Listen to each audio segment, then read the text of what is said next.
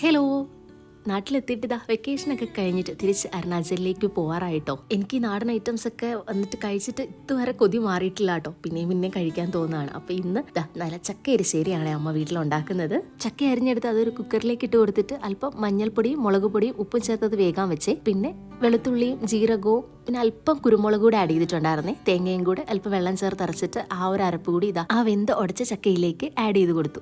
നല്ല അടിപൊളി എരിശ്ശേരി റെഡിയായി. ഇനി ഇതൊരു കടുക് താളിച്ച് അതിലേക്ക് അല്പം തേങ്ങയും കൂടി ഇട്ട് അതുകൂടി വറുത്ത് അതുകൂടി ഇതിലേക്ക് ഇട്ട് കൊടുത്ത് കഴിയുമ്പോൾ നല്ല ടേസ്റ്റി ആയിട്ടുള്ള ചക്ക എരിശ്ശേരി റെഡി ആയിട്ടോ. ഇതുകൊണ്ടൊന്നും ചക്ക ഐറ്റംസ് തീർന്നിട്ടില്ല കേട്ടോ. അമ്മ ഇപ്പുറത്ത് ചക്കയുടെ മടലും പിന്നെ ചക്കക്കുരുവും കൂടിയൊക്കെ ഇട്ടിട്ടുള്ള ഒരു അവിയലൊക്കെയാണ് റെഡിയാക്കിക്കൊണ്ടിരിക്കുന്നത്.